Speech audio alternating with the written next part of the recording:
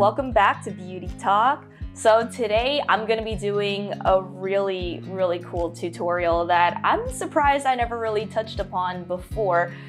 In my Zoom lessons, I mostly focused on contouring, kind of doing more Western style makeup. So today is going to be a really interesting one. I'm going to do something that's more along the lines of a lot of Eastern Asian kind of tips, tricks, and techniques that really transform the face in more ways than you think. Okay, this is the part that's gonna probably piss some people off. I don't think Ariana Grande did any Asian fishing. No.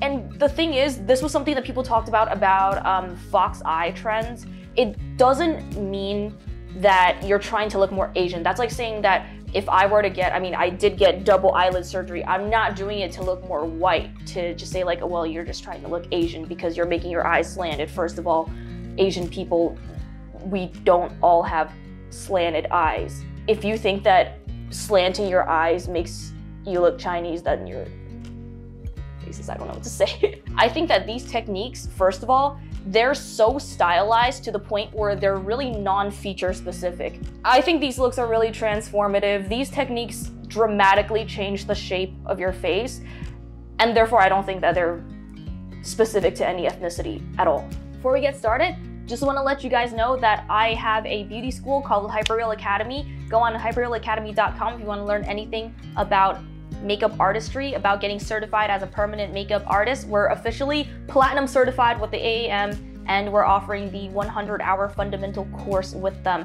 So if you guys want to make 6 figures doing permanent makeup, best way to do it is through hyperrealacademy.com. And for anyone that wants to ask me any questions about the industry, how easy it is to make 6 figures with no college education required, you can just shoot me an email on hyperrealacademy.com. If you want to shop skincare, hair care, makeup, prestige products, go on hyperrealpro.com. Use the code Kelly20 to get 20% off your entire order. So first things, oh my God, first things first. You want to get your base sunscreen, moisturizer, foundation, concealer, all of that. And then you're gonna use a brightening primer for the eyes. I use this all the time on set. From my lash line to my brow bone area, I'm gonna take this all the way up. And what you can actually do is you can take this a little bit underneath your eye.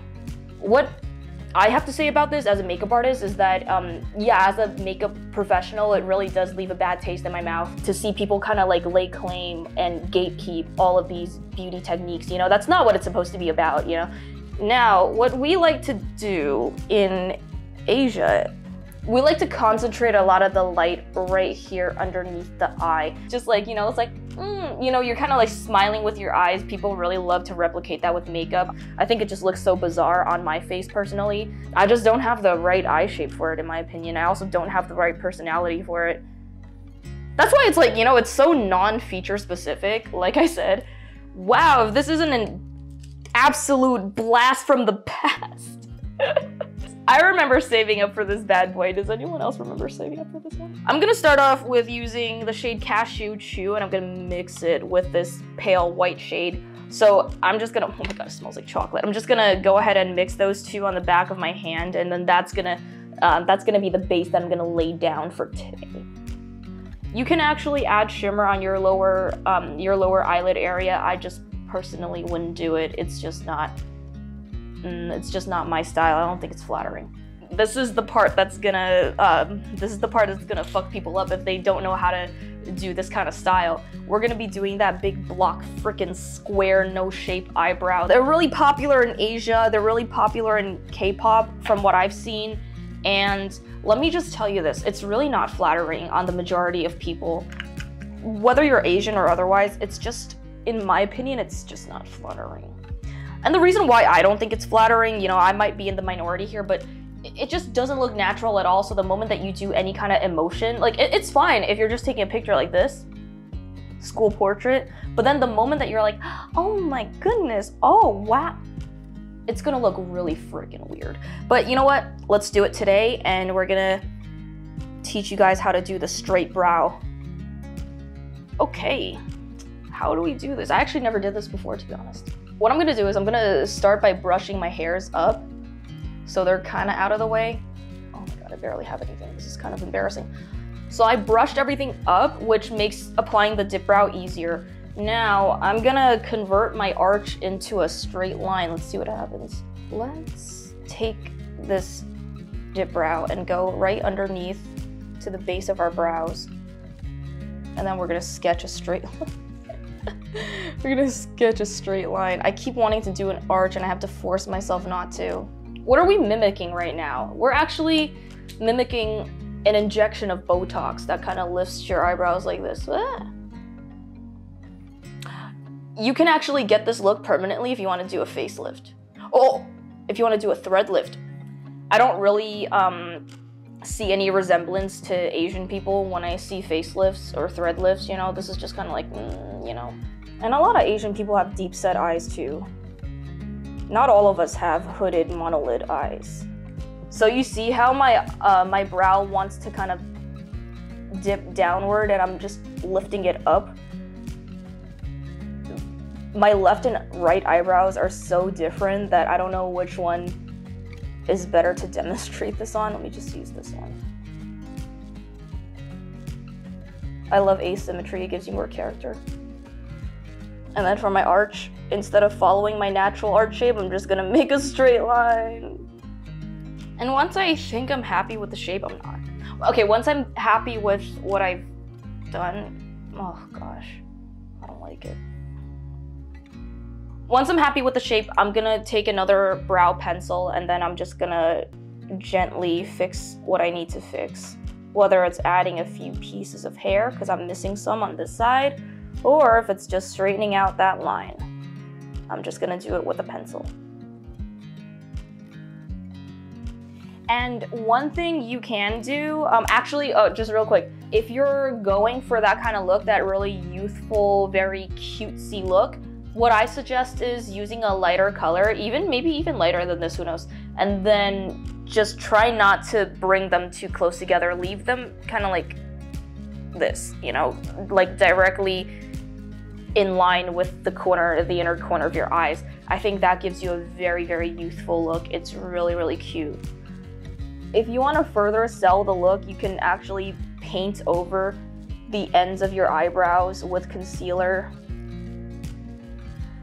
That way it further lifts your brow up all the way. See, I didn't even do it right. I didn't lift the brows all the way up. So I'm just gonna use concealer to correct that. And my final touch on these eyebrows is that I'm gonna go back with my pencil and I'm gonna make a point to kind of make my brows less blocky and a little more elongated. And that's gonna help a lot when I'm doing my wing. It's gonna make the wing look prettier. For my next step, I'm gonna use my Lancome Lash Primer to elongate my lower lashes. And the reason I do this is to give my lashes more of like a doll eye effect. So I wanna make the lower lashes a little longer. And if you don't have enough lower lashes, you can even draw some in. And then apply your mascara. I think I'm gonna use a shimmer shade actually. I'm gonna go into Satin Sheets up top. I'm just gonna drop one layer of it right at the inner corner to further push my eyes out. It kind of accentuates the front of your eyes a lot, so it makes your hooded eyes look even more flat. And for me, I don't really think that's a particularly interesting way to do your eye look, but it does look cute, honestly. It does look cute. It gives you that really kind of bright, like almost bulging eye look it's really cute. And I'm just gonna be using my Stila liner pen for my wing. Oh my god, this is my least favorite part because I have to do it on camera. This is my favorite part to do off camera, but on camera, Jesus Christ. Okay, let me stop talking.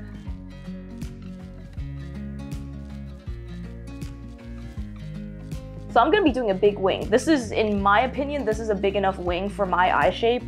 You can get away with a bigger wing if you have bigger eyes, obviously.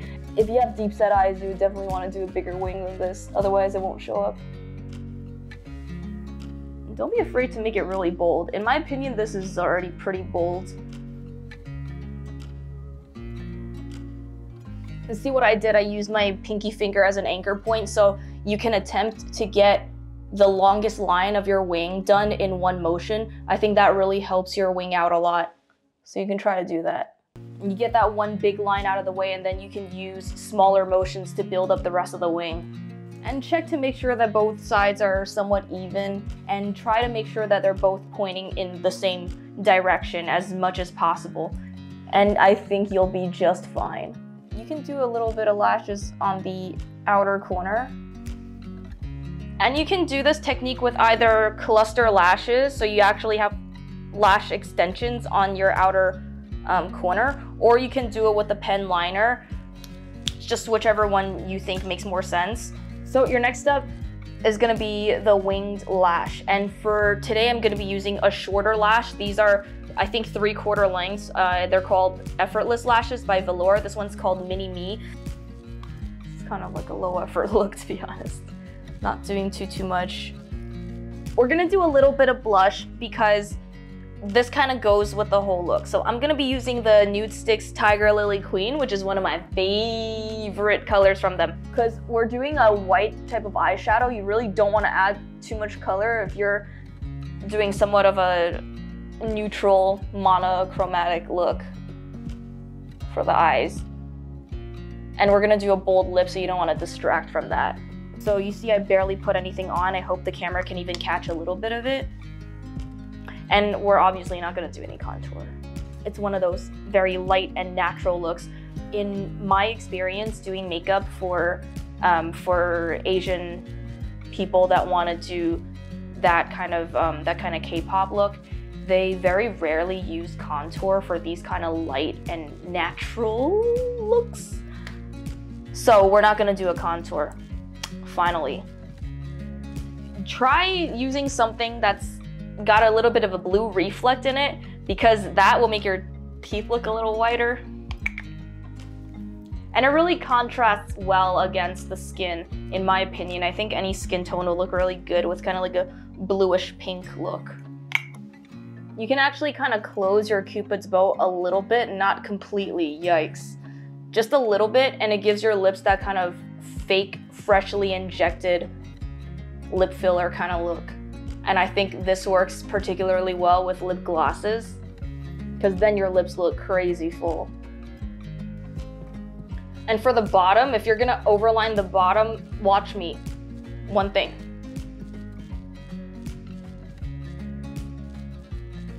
That's it. Just a little tiny bit beyond your bottom lip line. That is it, and then connect it. And yes, we're seeing a lot more overlining done in the Asian beauty community. For me, what I noticed is more using lip glosses instead of matte liquid lipsticks. Thank God, I fucking hate matte liquid lipsticks. But yeah, using glosses will make your lips look instantly bigger. Doing that little trick I taught you for top and bottom lip, it's gonna make your lips look freshly injected, no injection needed. And this is the final look.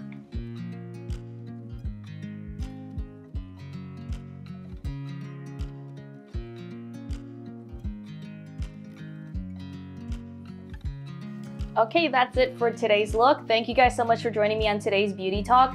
Let me know what you guys think of the technique. I really don't want to have a discussion on, on Asian fishing or anything like that.